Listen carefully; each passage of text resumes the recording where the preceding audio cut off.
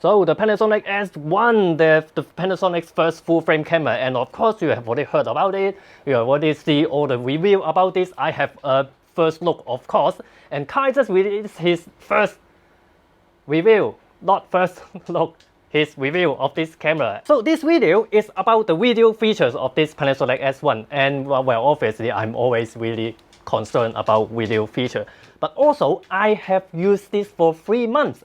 Sometimes I think when you review a camera, that is the best way is to use it for a period of time. So I have been using it for 3 months. I've been using it in Taipei, London, Australia, Tasmania, and of course Hong Kong. So after 3 months, what do I really think about this camera? What works and what doesn't work? Now I have to say, I really love this camera for video shooting. I love this really much, but I haven't replaced my Sony A7S II with this. I mean, even though my Sony A7S II is a 3 or 4 years old camera, from these days it's a really old camera now, why don't I replace that with this? Before this video starts, I have to thank you Adorama for sponsoring this video. Adorama is an online camera shop. Well, it have a actual physical retail shop, but it is online for most people, and please check it out because they sponsor this channel. Let's start to talk about this, the AF autofocusing of this camera, because this is the most concerned thing about this camera for everyone. Okay, I get it. Panasonic DFD, the depth from defocus technology, doesn't even work well on their flagship micro four thirds camera, which is the GH5. Now the S1 and S2 using the same DFD system and has to do it better with a bigger sensor. Shallower depth of field as well. But this time it's different. It has AI. Alright, the AI recognition is freaking amazing. I mean, it recognizes a photographer's side profile with a camera. Back on February, I was already impressed how it recognized subjects, especially it was with the buggy 0.7 firmware. Indeed, it don't rely on just detecting a human face, it detects a human. Just a human. As you can see on the left side, Sony can't detect any human face, so it's out of focus. But on the right side, the Panasonic S1 detects a human. So now you can see contrast detect AF really has come a long way. Actually, it do recognize that. Now actually, if I have the animal detection off, it don't recognize that. If I turn it on, it's true, it actually recognizes that. Sorry, it's an echidna. Officially, Panasonic only say the AI recognize cats, dogs, and birds. And I don't know, the AI recognize this as some special dogs. All I know is it works. It's doing quite good. It recognizes a kangaroo. The S1 knows kangaroo.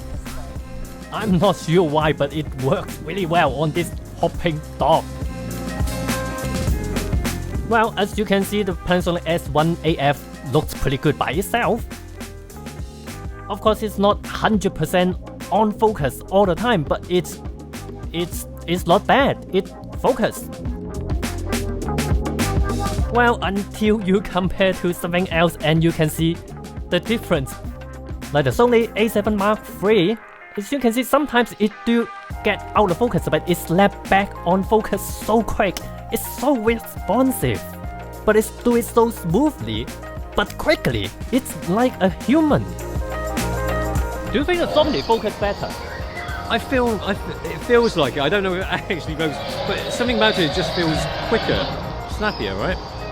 Because the Nikon, I tried it like 2 times. It focused on the ground in front, something like that. Right. Also, they are a little bit more hunting. So that's it. The conclusion is the S1 is not good at focusing, right? Well, in the real world, it's actually useful. I have been using it at different scenarios. It performed well, gives me the footage that I need. Yes, the Sony or even Nikon is better on autofocusing, but the S1 is actually useful and so much better than the GH5. I mean, if focusing is critical, you won't use any autofocus at all. Not even with the latest Sony or Canon dual pixel AF. You do manual focus. Well, we all know that the GH5 image stabilization is so good, it's out of this world. Well, if you don't know, you should know. But again, try to do it on a full frame sensor is not as easy. And I'm happy to report that Panasonic did it. And now you can also see how the IS works because I'm single-handed and it's bloody heavy on my one arm. I mean, this camera probably better for like both arm operating. It's good enough for single handheld at 105mm zoom right in. It's good for walking and talking and vlogging. I'm holding it, just walking it like that. The IS is great on this full frame camera. Oops. And when your hand was shaking because of the weight, because you are holding it with one hand. Great, shaking. Great. Yeah, I'm shaking. You can't really see that from the footage. I can feel the burn, the lactic acid or whatever it's called, burning. Okay. You're shaking now? I am, yeah.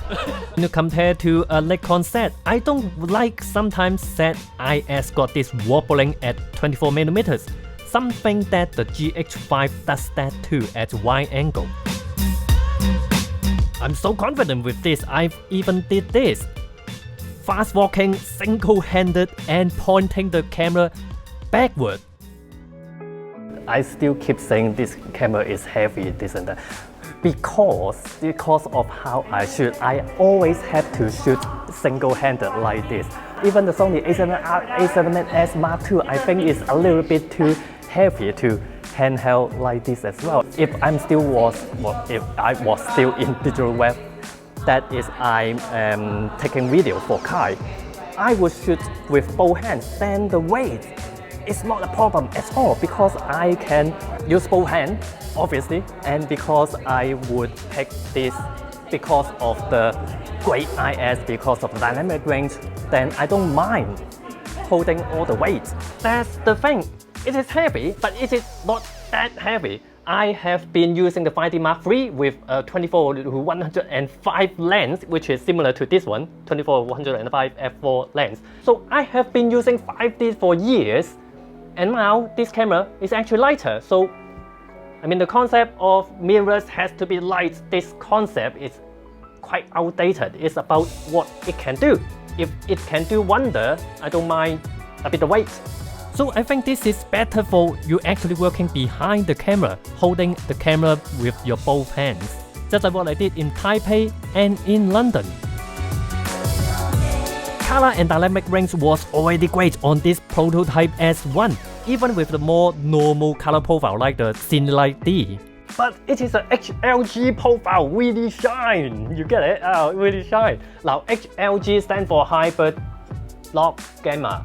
Hybrid Log Gamma is basically, it's originally let you shoot HDR video and then let you watch it on HDR TV, but of course nobody have HDR TV. But you can shoot HLG profile and then when you edit into the normal Rec 709 timeline, and it is when it really shines, it's really amazing. I have been using HLG ever since.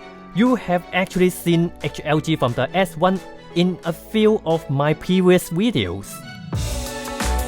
So there you have it, Panasonic S1.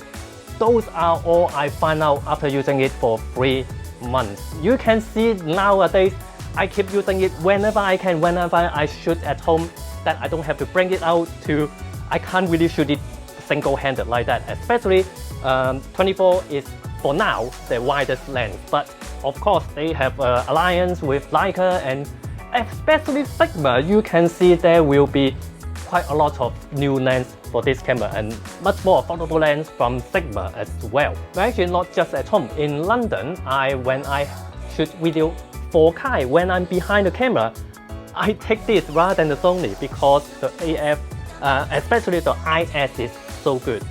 The AF usable IS out of this world.